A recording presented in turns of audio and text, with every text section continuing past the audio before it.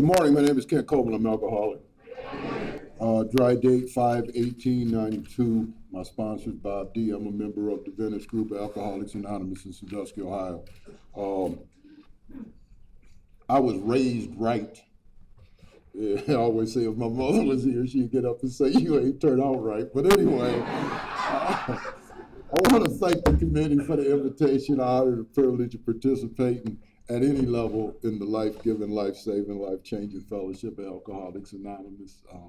Is an honor and a privilege, and I want to thank you for having me here and having my sponsor here. And it's just sometimes it's hard to put into words. I rode over here with Cindy and from the hotel, and we were talking, and it's like, what a gift we've been given here. And sometimes I lack the words to be able to express it, so I use the ones that my grandmother gave me. Thank you.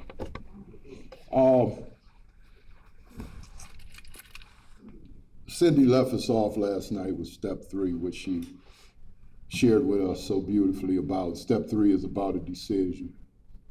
You know, every morning I make a decision to go to work. I make that decision laying in bed. That decision does not Star Trek teleport me to work.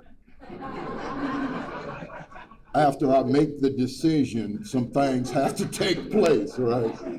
And for a guy like me, right, I start out when on awakening, I start praying, right? Because I'm one of them people that between, like I need to start right now. Because my head starts as soon as I wake up. Anybody know what I'm talking about, right? And I can sabotage my day before my feet hit the floor. I am fully capable of doing that. But I do all that and, take my shower, get dressed, get my briefcase, get my laptop, right? I get in the car and I drive to work. In order for any decision to bear fruit in my life, it has to be followed by some action. The third step is a promise to submit to the rest of the process. What turns my will and my life over to the care of God is the remaining steps. Yeah, it's a lot of people in here at 9 o'clock in the morning. Tom I used to say, in the morning we do workshops, this is for the hungry and the hardy. It's a lot of hungry people in Toronto. But so any decision, right, must be followed by some action, right? And so it says we at once commence on this personal inventory, right? So I get that question a lot, like when do you start your inventory? Read the book. Black print, white page, blue book, at once. At once. After the third step, which, I made way more out of that than it had to be, I was exhausted. I thought, a couple of week rest and then we'll start on this inventory, and I was not sponsored by people who think like that. At once.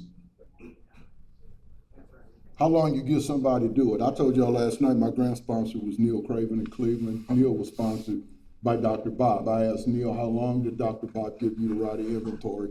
He told me about 2.5 hours. He wrote his inventory in what is now Smitty's room in Dr. Bob's house. And what Dr. Bob told him is, this is what I want you to write. I want you to get on your knees and pray before you write anything. And then I want you to get up. This is what I want you to write. What I want is what's here, right now. Sometimes we turn these steps into an obstacle course. Now, I sponsor a lot of people in Alcoholics Anonymous, and that is a privilege to do so. And one, I got this guy, and it's been 3 weeks. No. See, when I give you 4-step directions, I tell you when it's to be done and when the 5th step is going to be. I don't leave that open. Now, I will take into consideration your schedule. Right? So if you're working 7 days a week, I get that, right? You're gonna get a little bit more time. If you're in the halfway house, no, you're not getting that kind of time, right? And if you're not willing to get it, then you need to go find somebody else, because I sponsor people in recovery. I don't preside over their disruption. You can do that by yourself. And see, that's how I was raised in AA.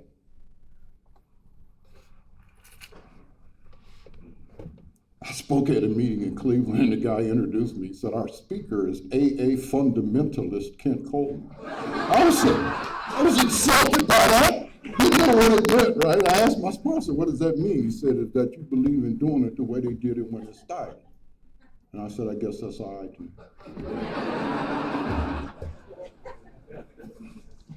The book says taking a commercial inventory is like taking a commercial inventory. It's a fact finding and a fact facing process. I was talking to Butch before me. I'm a buyer. I worked for Ford Motor Company for 30 years buying. And today I work for a company based out of Omaha. And I buy raw materials from every continent on earth. And I love my job. I love what I do. And much of what I do and have done for the last 35 years is based on inventory. I need to know how much we got. Every day when I go to work, the first thing I do is run spreadsheets and I look at the inventory. And when I say every day, I mean every day. I ain't do it today because I didn't bring my laptop, but tomorrow morning I will be home and the first thing I do when I sit down at that laptop is I will run the inventories. I need to know truthfully what I have so that I can procure correctly. I always use the example, right? It's a fact finding and a fact facing process. An effort to discover the truth, circle the word truth, about the stock and trade, right? One object is to disclose damaging, unsaleable goods, get rid of them promptly and without regret. Every year, we did it in December. We shut the doors, we turned the system off, nothing coming in, nothing coming out, and we count everything in our factories and our buildings, everything, top to bottom. We want to identify what we can sell, what we can use, right? We want to identify what's not saleable, what's not usable, so we can get rid of it, so we have room to bring in more that we can sell, right? So it's really pretty simple. I always use the example of a Best Buy. If I own a Best Buy and the white truck pulls up, I call it the God truck, it's full of all the good new stuff, all the stuff that you want, right? The new iPhones, the new Androids, the new laptop, whatever it is, the Wave TVs, whatever they got now, right? And it pulls up. Okay, Kent, we want to fill your store with the good stuff. But first, you ain't got no room in here. So we need to take a look in your store and see what needs to go that has no value so we can put the good stuff in. So you come into my Best Buy, I got 8 tracks. I got reels. I got VCRs, the Betamax, right? You look around my store and you say, Ken, don't nobody want this stuff. It has no value. And my first response is gonna be this, but it's mine. It works for me, right? I immediately want to defend the lie. So this is about, right? Every step gives me what I need for the following steps. What is the requirement for applying any step to my life that I've done the ones that come before it? By the time I get to step 4, there's 3 steps that have already been applied, right? Honesty is the principle of the first step. Thank God for that, right? Because I'm going to need that in step 4. So I want to start getting down to the truth about some things. Now, I am not going to do what we would do in a workshop, get a chalkboard out, start drawing lines and do it. I don't have time for that. So I'm not going to focus so much on that aspect of it as I am the spiritual aspect of it and what it has done and is doing for me in my daily life. But there's 3 sections that we do our writing on, and that's resentment, fear, and then the sex inventory, which ain't really that much about sex. It's more about selfishness in relationships. So I want to share this with you, right? I was going to meetings, going to conferences and events, and I started to see stuff. I started to see tables with workbooks on them. Step 3 workbook, step 4 workbook. You ever see those, right? So I said to my sponsor, like, should I look at some of that? Bad question. this is what he told me. He said, this is the only successful treatment for alcoholism in the last 5,000 years of recorded history. And there's a lot of people that want to put their thumbprint on this. Rarely have we seen a person fail who has thoroughly followed our path. He would launch into those, right?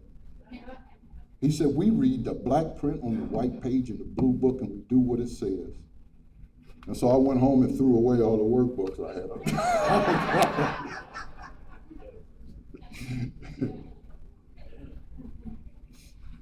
If I come to your house and you give me a piece of cake and I eat that cake and I say, that is the best cake I've ever had in my life, would you give me the recipe, please? You give me the recipe and you say, Kent, if you follow this recipe exactly as it's written, you will get this same cake. I take the recipe home and it calls for 3 eggs. Well, I think that's a little light, let's put 6.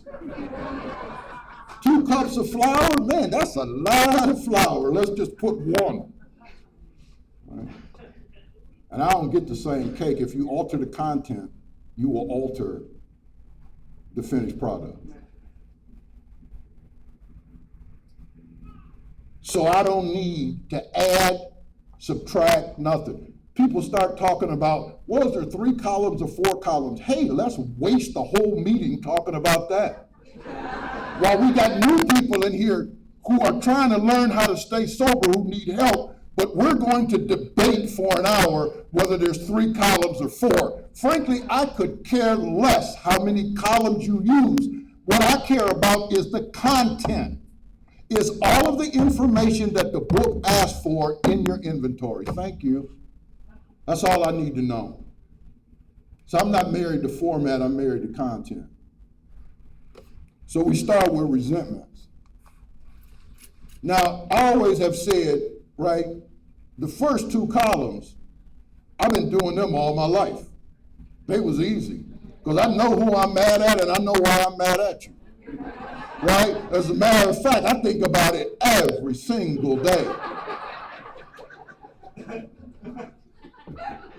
My nickname when I came to Alcoholics Anonymous, my nickname in the street was Poison. I ain't a nice guy, and I'm not Poison anymore. That's who I was, and ain't who I am. But I'm a guy who engenders hatred. I don't dislike people, I hate people. And without a spiritual experience, I'm gonna tell you, it's a well-known fact. I came to AA and went to 300 meetings in 3 months and tried to kill a guy at work. That's what I look like, going to meetings, no steps, no relationship with God. That's what I look like. You take booze away from me, dude, it's going somewhere else.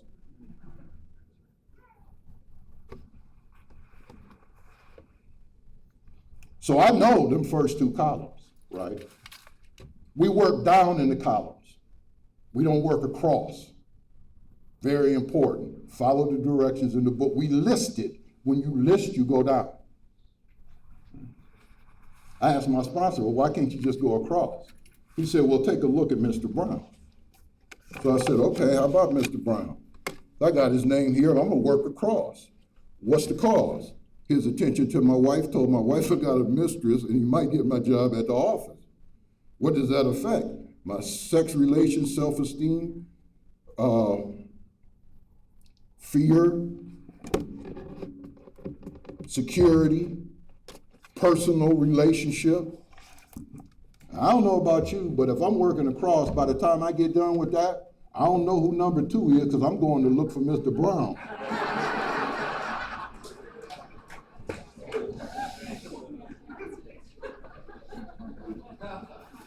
When I wrote my first inventory, I wrote it in my mother and father's family room because they had allowed me to come back and live in their home, a home from which I had rightly been banned forever for things that I had done. And they gave me a chance. My father said, it's the first time you ever tried to do something, so like we're gonna walk with you. But he said, I'm gonna tell you one thing right now. If I even suspect that you have taken a drink, buddy, you are out of here and you will never come back. And my mother was dying of cancer at that time, and my father really needed me to help. Greatest blessing in my life. But I wrote this inventory, and I did what my sponsor told me to do. I got on my knees, and I asked God to reveal to me everything that needed to go into this inventory for me to proceed into my recovery.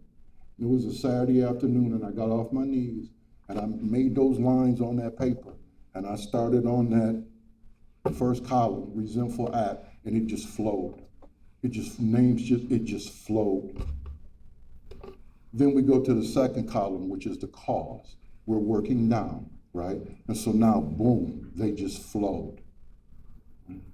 It took me, I don't know, probably about I probably spent about 5 hours, I think, writing that day.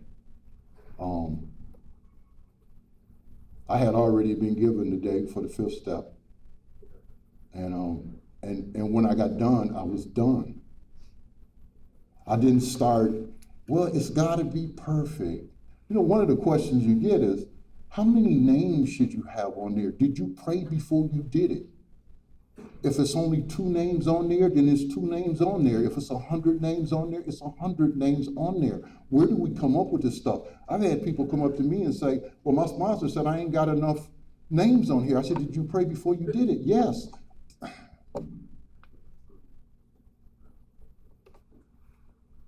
This is the beginning of a lifelong process. More will be revealed. I get to talk about step 10 later today. I love that because that's the segue. This is the segue to that, right? But I sat and I wrote. And then I got to the third column, the effects mind, and I used the ones that are in the book. I didn't create any new ones. They covered it perfectly. The word fear bracketed in there, and now we start to identify the enemy. Now we start to identify the enemy, right? Fear. What's at the root of all of this, right?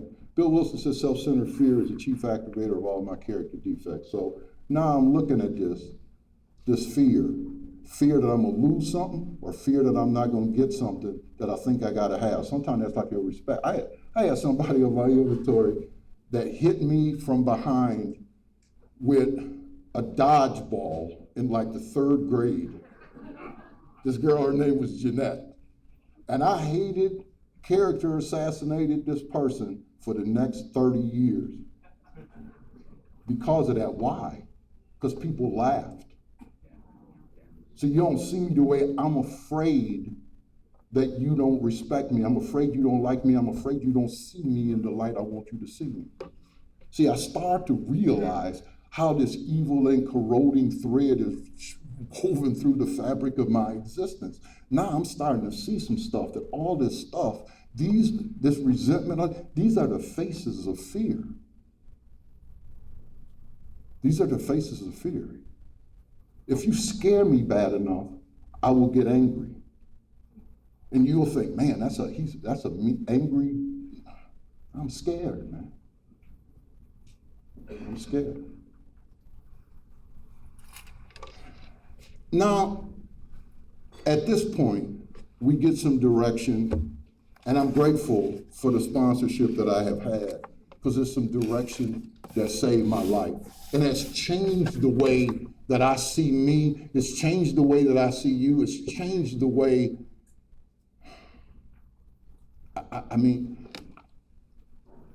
I call it the paradigm shift.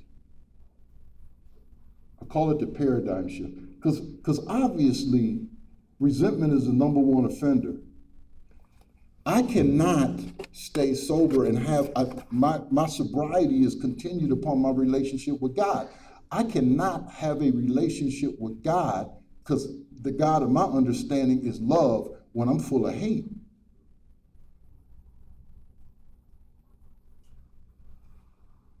So the book said they got to be mastered, but how? And the book doesn't ask a question without, in the next sentence or paragraph, answering the question. We turn back to the list for it held the key to the future. We were prepared to look at it from an entirely different angle. So I'm going to look at this from an angle that I have never looked at it before. This means change. This means change. We began to see that the world and its people really dominated us. In that state, the wrongdoing of others, fancied or real, had the power to actually kill. Yeah, because it's going to block me from the sunlight of the Spirit. How can we escape? We saw that these resentments must be mastered, but how? We could not wish them away any more than we could alcohol. All right, so now it's going to tell me how. This was our course. We realized that the people who wronged us were perhaps spiritually sick. Though we did not like their symptoms and the way these disturbed us, they, and here's the kicker, like ourselves, were sick too. Now I got to tell you, 95% of the resentments that I had were I was resenting the reaction of other people to things I had done. I'm the one who caused them. Okay? I had a resentment against this guy named Sam. Sam hit me in the head with a bottle of Miller's down at the bar, but I spit in his face. See, I will resent you for your reaction to my wrongdoing, and a lot of mine fell into that category. But every now and then, we run into people like us, and they the one who do something. And those are the ones I really cling to. See what he did to me? I ain't do nothing to him, right? When my sponsees come to me with that, this is what I always say. But have you ever done that to somebody? Have you ever done anything? And the answer is always the same. Yep. Okay. My entire life has been lived like this. I'm here, you here. I'm a person who judges. I judge others. So I'm here and you're here. Now, what this was our course began to do for me is I began to look at people because they like me. See, I'm seeing the truth about me. What right do I have to judge anybody over anything? I take inventory on a daily basis. I got no right to judge anybody. Number one, I've never lived a day of your life, not a second of your life. Any human being that I meet is a compilation of everything that's happened to them since they've been here. I don't know what brought you to where you are today. All I know is how am I supposed to react to it? You pull it in the grocery store, you beat somebody to a spot, they get out their car and cuss you out. They ain't cussing you out about no spot. They're cussing you out about all this stuff that they got in them. You are just a convenient dumping spot for all that frustration in their life. Check how am I going to react? Get out and start yelling back at, you know what? Hey, I'm sorry. It's okay. You can have it. No problem. Watch how they react. I got to bring love. I got to get out of this. I move from here to here to here to here, eyeball to eyeball. I move from judgment to empathy. Dude, I get it because I've done that. How many times have I done that? How many times have I fired on somebody? I ain't talking about drunk. How many times have I fired on somebody sober because of stuff I got in me that I should have told him? That I'm walking around with. Changed my life. Changed the way I react to people. And when I don't do it right, listen, the job I got, there's some pressure with it. And I don't like bad news. Sometimes people call me and they give me bad news. Like force majeure. Anybody know what that means? I mean, we ain't got no more. And you can't have none, right? And sometimes I don't react well. Right? And I've hung up the phone. Thank God for this inventory life that we get to live in here. And I'm like, I can't talk to people like that. You already know. I call them back. And I've done this many times and said, I'm sorry, I had no right to speak to you that way. No, I can't. Listen, no. I had no right to speak to you that way. See, this is this shift that starts to take place, and it starts to color my relationships, my character, and I start to feel better about myself. I never felt good about myself. I wasn't raised to live the way that I lived. But let me share something with you. Knowing this stuff is not enough.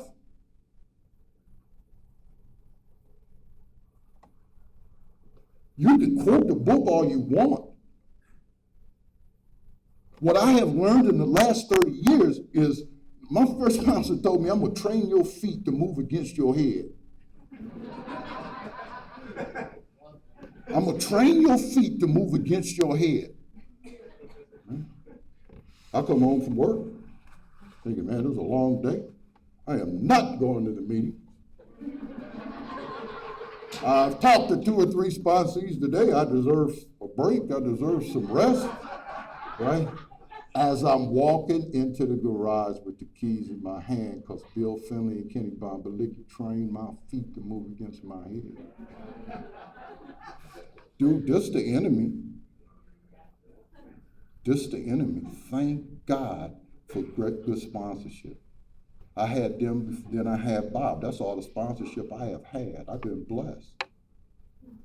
Because I get truth. So now we got this entirely different angle. Now I'm seeing you eyeball to eyeball. Then it asked me to avoid retaliation and argument, right? Can't be helpful, right? Our primary purpose to be of maximum service to God and the people about us. Now, I can go to meetings and say that because I can read. Our primary purpose is to be of maximum service to God and the people around us. I used to have to call my first sponsor every day after work. They usually make you do that like the first year. I was like 12 years sober and still calling him. And I called him one day and he said, well, what'd you do today? And I lost my mind and told him the truth.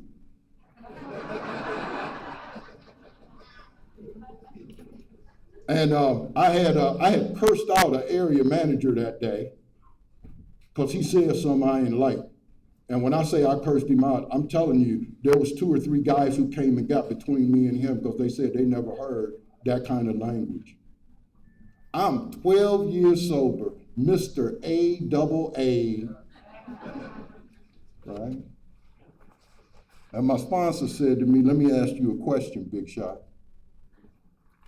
He said, what's your purpose, man? I said, to be of maximum service to God and the people around me. He said, how the hell can you do that when nobody can stand to be in the same room with you? And he hung the phone up.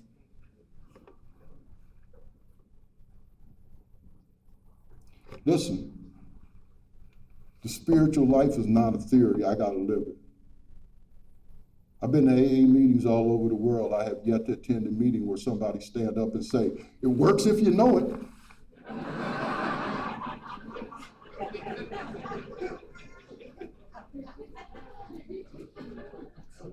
One of the things that came out of the pandemic is I got a sponsee Zoom meeting. I sponsor people all over the country who never knew each other. And so it's the fellowship that has grown out of that. They've taken vacations together this summer. Guys from the West Coast, guys from the East Coast. I never saw that coming. I just did it because, Bob did it. Nobody could go nowhere, right? So I never foresaw, because you can't predict God's grace. You don't, right? We just do the next indicated right thing. And one of the things that we talk about a lot in this meeting, because I sponsor a lot of guys that are sober more than 25 years, a whole bunch. I got some brand new guys in the teens and all, but it's a whole cadre of guys, 25 and over. We talk very truthfully about how much of this we actually do. And we challenge each other. It's been an incredible experience. Saying to ourselves many times each day, thy will, not mine, be done. How many times you say that today? None. None.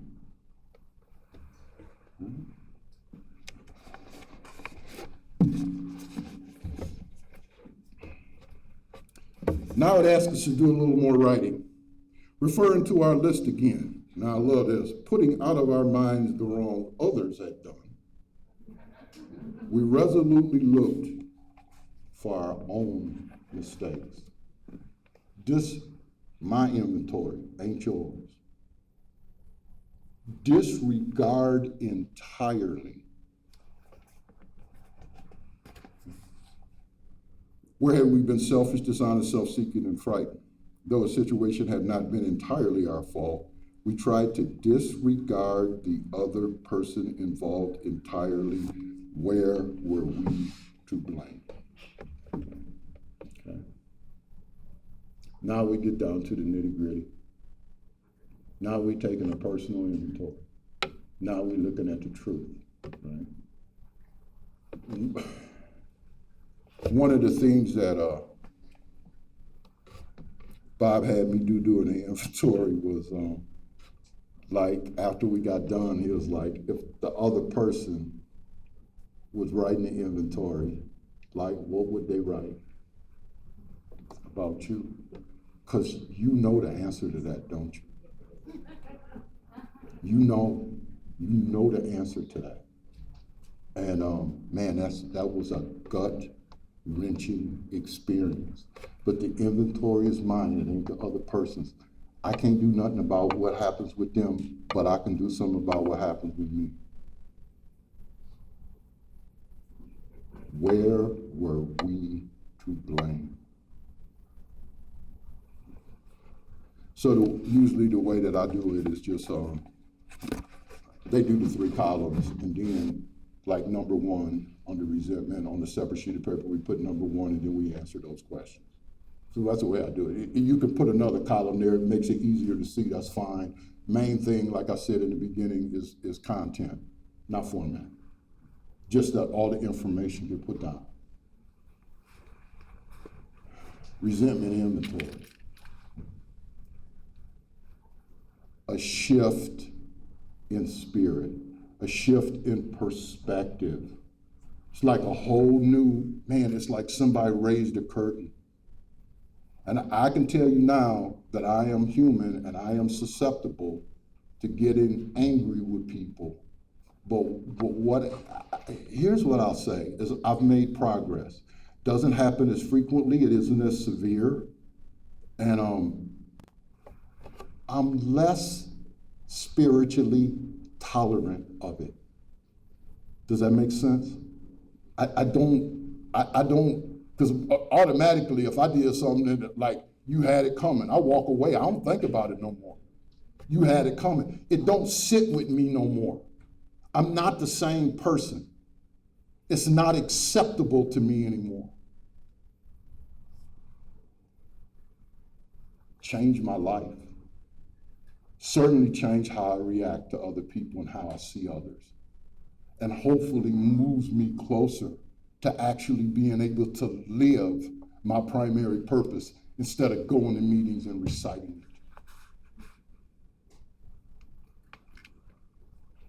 Fear. Evil and corroding thread, the fabric of our existence was shot through with it. So the first thing I want to say is, because I heard this a lot when down at the club, but you heard everything down at the club. Well, there's good fears. The fear of walking in front of a moving bus. That ain't fear, that's common sense. God gave me that to preserve you. Listen, evil and corroding. How can something evil and corroding be good? If you can answer that, tell me after this meeting. Evil and corroding. That means it's progressively eating at me and eating more of me.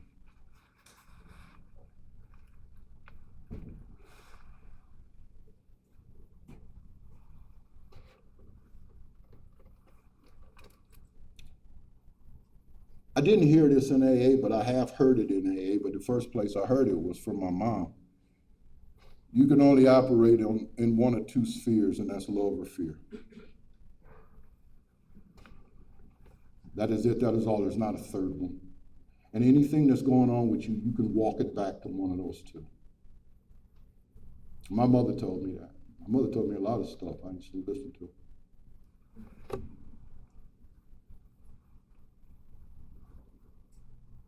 Love. Fear. So it's going to ask me to list my fears. Okay.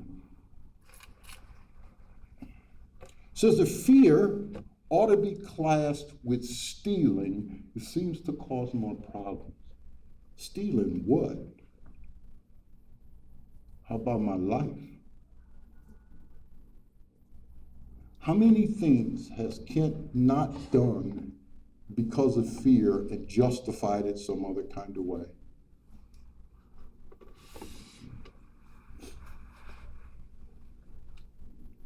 I was coming out of school. I had an opportunity with a company that some of my classmates went to work for in Cincinnati. And I'm afraid to fail, man.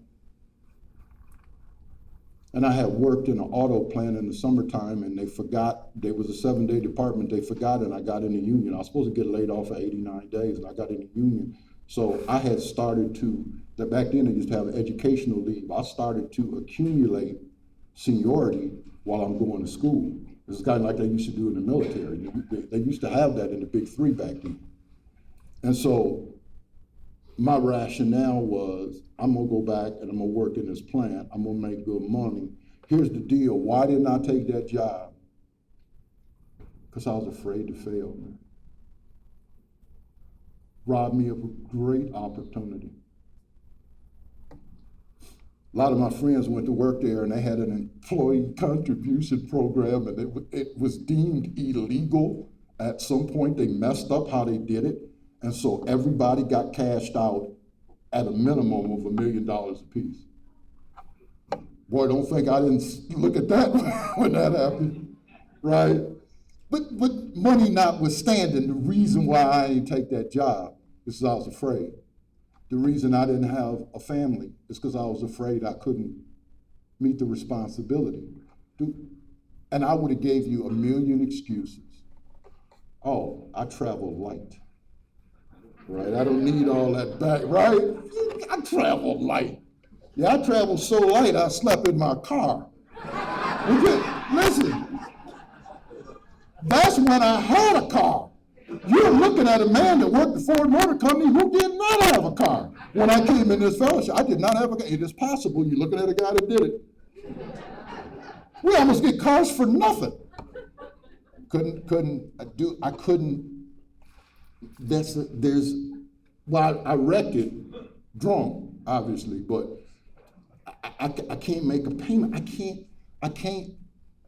I watched, I'm gonna talk what fear did to me. I used to say it paralyzed me, but that's a lie, because nothing ever stays the same. It either gets better or it gets worse. You either move forward or you move backward. I watched the people that I grew up with, the people that I went to school with, I watched them get married, get jobs, have children, have these really neat lives as they move this way. I'm moving this way. And I was angry, and I was bitter, and I resented those people. They think they're better than me. How come I don't ever have any good luck? You ever say that? How come nothing good ever happens to me? Dude, listen, if you don't play, you can't win. And Kent don't play. Drunk Kent, he don't play.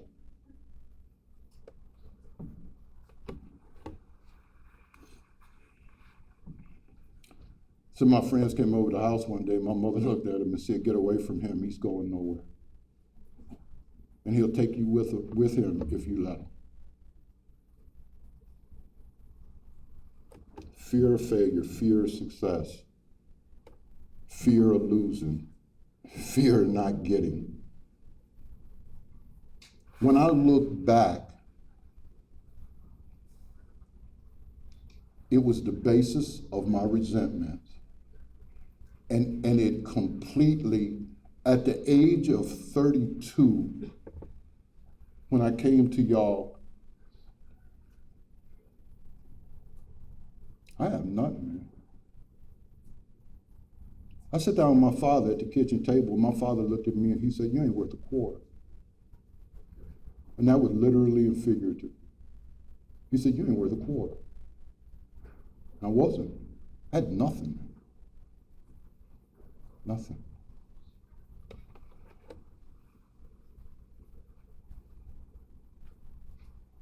But that's what I did. That ain't what I do. Because I don't live like that no more. I am not afraid to take chances. I'm not afraid to participate. I'm not afraid to accept promotions at work. I was working at Ford, man. And I went back to school.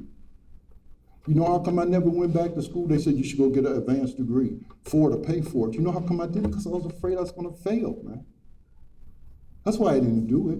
But I got sober. My sponsor, he started nudging me about that, and then I wouldn't do it, and he just left it alone. And then one day, you know what? I was sitting having a conversation with a cousin of mine who was not in this fellowship, same age as me, first cousin. And she was a superintendent at Ford. And I told her, I said, you know what? I know more about how this plant works and how to build a car than all y'all management people. And she turned around and she looked at me and she said, Kenny, you probably do. Why don't you go earn one of these jobs like the rest of us had to do? And she turned and walked away. And I made a decision right then, I'm gonna go back to school. So I go back to school, and amazing things happen if you go to school and you show up every day and you actually do what they ask you to do. Amazing things happen, right? I in school, like I coasted. School was easy for me. I'm a schoolboy. School was easy for me. But now, you know, now it ain't. I gotta, right? And so I'm getting A's. And I was at work one day. I had a build-up job. I got done early, and I was sitting there writing the paper. And a manager walked by me, and he said, hey, Coleman, what are you doing? And I said, I'm in the MBA program at Ashland. And he said, hey, man, I need a supervisor this summer just to cover vacations. Plant was kind of in trouble. Ford was in trouble at that time. He said, look good on your resume, right? It's only for 3 months. I said, okay. I did that job for 1 month, and they called me up front. And first thought, failed again, right? Only took a month. They see it already, right? So I go hang dogging in there, plant manager, salary personnel manager, HR director, they're all sitting there. I sat down, and the head of salary personnel looked at me and he said, Kent, he said, you've been doing this job for 1 month. He said, but it is the consensus of the people in this room. It seemed like you've been doing it your whole life. Forget the 3-month thing. We want you to keep it. And here's what we're going to pay you. I took it. I looked at it. I said, give me a pen. Listen. And I have not looked back, man. I have not looked back. Took me places. When I left Ford, I was in Dearborn. I was sitting in a meeting when we were redesigning the Mustang. I was on the redesign the Mustang team. And I worked in fuel emission systems at that time. And I'm sitting there, we're waiting to have this meeting. We had a candy apple red Mustang sitting in the middle of the room, no stickers or markers on it. And we would look at it and, discuss changes, all that. And I'm there with one engineer. And the guy turned and he looked at me and he said, Coleman, I'm gonna ask you a question. I don't want you to be offended by it. He said, I gotta ask you a question, man. He said, dude, where'd you come from? He said, it's like you just came out of nowhere. And I looked at him, and this is what I told him. I said, I did. And he looked at me and he said, well, we're glad you did. And that was the end of that conversation. Fear should be classed with stealing. I say this to my sponsees. What's it taking from you? How much you want to give it? Because we're putting some tools in place in these steps, right, to help us to build this relationship with this power that Cindy talked about last night. It moves to trust. And we start to step out on faith. And we start to know that if God is in your corner, any way that it turn out, it's okay. It's all right. Sometimes things don't work out because I need to learn from that so that I can move forward. Everything that you try ain't going to work out. But if you don't play, you can't win. And I don't want to live a life that I look back, I wish. I want to be in the game. When you look at what this has done, so we make this list, and then it gives us our fear prayer. Now, there's something that starts to happen in the steps. We start to get this combination here of prayer and action. Prayer and action. Every time the book says we ask God, that's prayer. Prayer, action. Prayer, action. We ask God to remove our fear and direct our attention to what he would have us be at once we commence to outgrow fear. And I want you to know that it says what he would have us be, not what he would have us do. Because the doing will emanate from the being. This is about what's in here. Right? What he would have us be. What would God have me be in this situation? And if I don't know, I can call Bob and ask him. But generally, you know, he would have you to be kind, loving, helpful, right? Faithful and trusting in his power, because I don't have any, step one. I can't manage my own life. Right? So I know what he'd have me be. And I can breathe again. Anybody know what I'm talking about? And I can breathe again, right? Fear, tolerated. Faith, contaminated. It will always knock. It'll knock. Every day it knocks. How do I respond? Because if I open the door and I let it in, this has been my experience, it will begin to permeate everything in my life. I will start to make decisions based on self-preservation, self-survival, right? I will, again, now if I'm gonna do that, then I gotta start to control everything around me, people, the places, the things, right? And all of a sudden, I got the chaos thing going again, right? So it's gonna knock. Talk about that some more in step 10 when it starts knocking. But how do I respond? I've been given the tools. And so with the people that I sponsor, okay, they come with you, okay, let's take a look at this. What you scared of? Okay, let's get there first. Let's get to the root of this. Okay. Talked about it in step, either God is everything or else he is nothing. God either is or isn't. What's our choice to be? Okay, so I ain't feeling it. I don't understand it. I don't see it. But that faith is not about seeing, feeling, and understanding. Faith is about, okay, God got this, and move forward. And I get direction from Bob, right? Because fear always, my 21-year-old daughter was going on a trip to Boston for her birthday. I was not for this. I called Bob. I said, Jordan's going to Boston for her birthday. I said, I ain't for it. I don't believe she should be going to no Boston. I'm against it. Bob said to me, how old is Jordan now? I said, 21. Bob said, oh, listening to you, I thought she was 12.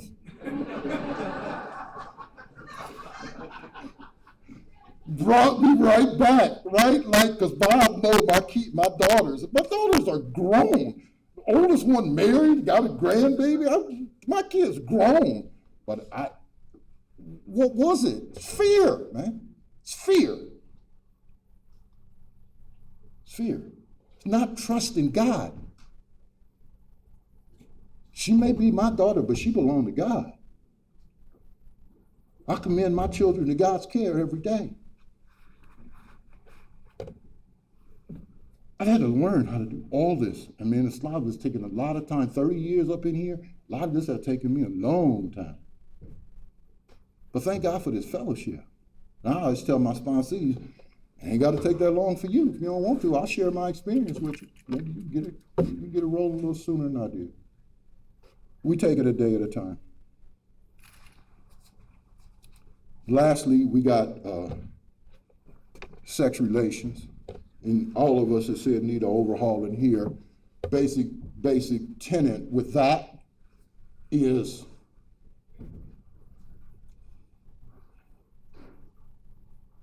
we need God's guidance and direction in this area of our lives. We can take input from others, but everybody has issues in this area, right? So it gets me to look at relationships and answer some questions about where I was wrong. And I love how Bob always do the thing with the piece of paper about my part. It ain't about what was my part. Because if I got a part, that means you got a part. This ain't your inventory, this is my inventory. It asks me, where was I wrong? Not with my part, because that leaves the door open for me to rationalize and justify based on what you did. This is why I did what I did. Disregard entirely. Disregard entirely. So we got prayers there, right? And the way I do that is write down the names of these, and you don't have to write a name, give them a number. I ain't interested in the name. What I'm interested in is where you was wrong in answering these questions. And get those down on paper. And what always happens, and I have heard hundreds of this stuff. By the time they get to the third one, they realize they're reading the same thing over and over again, right? There's a clear pattern that will develop in this, right? A clear pattern, okay? So now we got something to work with, right? We got something to work with. We need God's guidance. I cannot compartmentalize my relationship with God and my recovery. Okay, God, you could have this here, but this over here now, wait a minute, I'm slide that in my back pocket. See, I saw a lot of people in Alcoholics Anonymous when I came who could not maintain sobriety. And I asked an old timer named Ed O. Ed been dead a long time now. I said, how come them guys sitting over there can't stay sober more than 18 months? He said, watch them after the meeting. Watch what they do after the meeting. And what they did after the meeting was pounce on the newcomer girls. Right? And most of these guys were married. Right? I've learned more in Alcoholics Anonymous by watching than anything else. Just watch. You want to see what works, you want to see what don't work, it's on display at every meeting that you go to. The people who do well here have some things in common, don't they? Sponsor others, home group, commitments, right? And they talk about a power in their life, a God of their understanding, right?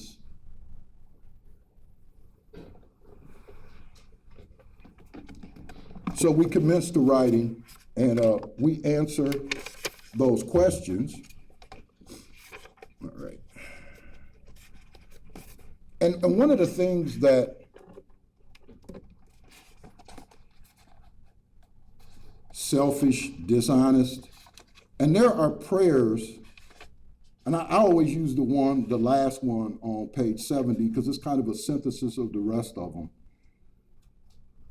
But where have we been selfish, dishonest, or inconsiderate? Whom had we hurt? Did we unjustifiably arouse jealousy, suspicion, or bitterness? Where were we at fault? What should we have done instead? We got this all down on paper and look at it. And I always talk about the pebble in the water with this thing. Whom have we harmed? Because oftentimes it's family, kids, there's a lot of people involved, right? Drop the pebble in the water, man, how far the ripples go. Take some time, do this. Get this stuff down on paper. There's a therapeutic value that occurs when you write something down. Because when you write it, it indelibly is etched inside your soul. You own it, you wrote it. It ain't Bob writing down Kent's character defects. It's Kent who wrote that stuff down. And so I need to see that, because later on I need to make it right. Later on I need to make it right. So we got this prayer. We earnestly pray for the right ideal, for guidance in each questionable situation, for sanity and for the strength to do the right thing. If sex is very troublesome, we throw ourselves the harder into helping others. We think of their needs and work for them. This takes us out of ourselves. It quiets the imperious urge when to yield would mean heartache. And so what I tell guys that are new, who are having trouble detaching themselves from unhealthy people and unhealthy situations, what are you willing to do? Well, you said you was willing to go to any length. Okay, go over to the detox. Okay, go over to the men's house and watch what happens. Did it when I was new. By the time you leave there, you forget what you was thinking about. I cannot stay sober and live dirty. I can't live like that no more. I can't carry that guilt and that shame that breeds in me fear, restlessness, irritability, discontent. I drink. It gives us clear-cut directions. And I ain't getting into step 6 and step 7 stuff, but this crap of, well, that's just the way I am, and all this crap. What length am I willing to go to? And it is my responsibility as a sponsor to direct them to these directions. It's up to them to do it. You either do it or you don't do it. I tell them all the time, you're going to be an example up in here. You're either going to be a good one or you're going to be a bad one, but we'll be watching.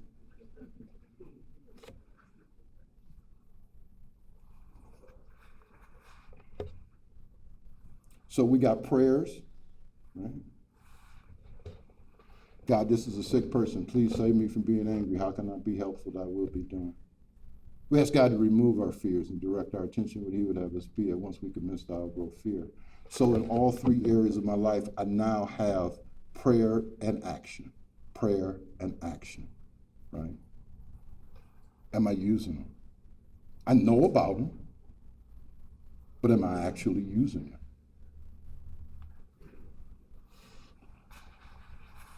Admitted to God, to ourselves, and to another human being the exact nature of our wrong. All right? God already knows, but he want to hear from me. So I do that. And I took it and I got on my knees. I read the inventory after I got done. And I asked for God's forgiveness, guidance, and direction. I thanked him for his forgiveness, but God already had forgiven me, but I didn't know that at the time. And I sat down with my sponsor and I came clean. I've written situational inventory since the first big one. Those have been done with Bob, but that first big one, every time I shared something with Bill, he would share with me. And we had a bond, and some of you guys know, because I know Bob had it with Dick. There's a bond that's created. My first sponsor had Parkinson's and he lost the ability to speak. And I was living in Las Vegas then, and he was still able to talk a little bit before I left. And I told him that I was moving to Las Vegas and Bob was going to be my sponsor. And he said, that is good. You have to have somebody close to you right now. That is good. And so they told me he was in hospice. So I flew back to Ohio. And I sat in his hospice room, me and him, he looking at me and I'm looking at him. And he couldn't speak. And we talked. That man knew, I did not hold nothing back in my inventory. That man knew everything about me. And he loved me unconditionally. He got a piece of paper and he wrote, and he could hardly write, "Do you remember the first time I had you do Big Book?" He used to do Big Book around the country, and he did a workshop in Ohio, and he told me to set it up. I said, "I don't know how." He said, "First, find me a place." So I found a place, held about 300 people. Cabins, real nice, right on Lake Erie. He said, "That's a good place." He says, "Now we'll go, we'll sit down with those people, we'll make the contract." So we did that. We got in the car, he looked at me, he said, "Did you see how I did that?" I said, "Yes, sir." He said, "Now you need a registration committee." So I got some people together who had done it before, some people I knew up around Cleveland, they took that over. The thing sold out in about 3 weeks. So we got there Friday night, we're sitting in his cabin, and he says, "Is everything ready?" It's 7:45, it starts at 8. And I said, "Yes, sir. Everybody's here, registered, everybody's been fed, ready to go, they're waiting on you." He looked at me and he said, "You'll begin with the doctor's opinion."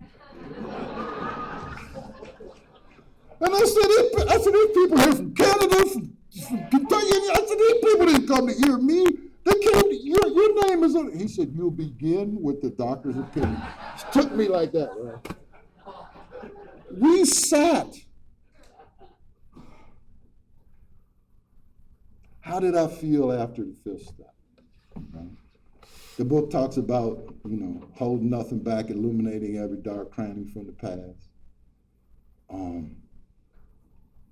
After the fifth step is the first time that I felt like a real member of Alcoholics Anonymous. That was the first time. For a long time, the first 3 months, I was just a visitor, an observer. Then I got busy and I got into the steps when I got sponsorship. And I used to envy and really dislike the people who came into the meetings and talked about fifth steps and haven't done all that. And I did. I secretly, I was jealous. Because there was something about them. There's something about the way they shared that was clean. I'm looking for words, but it was clean. Do you follow what I'm saying? And I envied that because you could sense it, you could see it, you could hear it. So I went down to the club Friday and I told somebody, you don't ever tell people nothing in LA in AA if you don't want everybody to know about it. But I told somebody, I'm doing my fifth step tomorrow. So I went and did my fifth step Saturday. And Sunday morning, I come down to morning meeting, and all of those people who I envied was lined up. When I came in the door, and they all hugged me, didn't say nothing. It was the first time I really in here felt like a member of AA. And like I was here to stay. All that take it to the grave stuff, And I do that with my sponsees, it's a back and forth thing. Because I need to know I'm not alone. And I need to know somebody loves me. I need to know God loves me. It was an unbelievable experience. And as I say, it created a lifetime bond. And he died, he was 53 years old when Bill died. When Neil died, he was 59. Kenny died, he was 51. And these cats sponsored the entire Northern Ohio, and I ain't joking. And what powerful examples of how this thing works. The fifth step. Bill Wilson used to say, we got to stop living alone. We got to stop living alone, man. This self-imposed, self-created prison that I've built for myself. A terminal uniqueness, we used to call it. Nobody understands me. Nobody's done what I've done. Nobody's felt what I felt. Man, the freedom from the fifth step, and there's the fifth step promises in there, right? But looking the world in the eye instead of walking around looking at everybody's shoes. I knew what everybody's shoes in AA looked like for a long time. Because I couldn't look you in the eye. I was still too ashamed. Just an explosion of inner freedom. And I know that that's the grace of God. I'm removing those things that are blocking me. I'm feeling better. People are saying stuff, you know how they say stuff to you like you look different? Well, not to me, I don't, but other people see it, right? And that's as this grace begins to enter my life, because I'm removing the things that have been blocking me from the sunlight of the Spirit.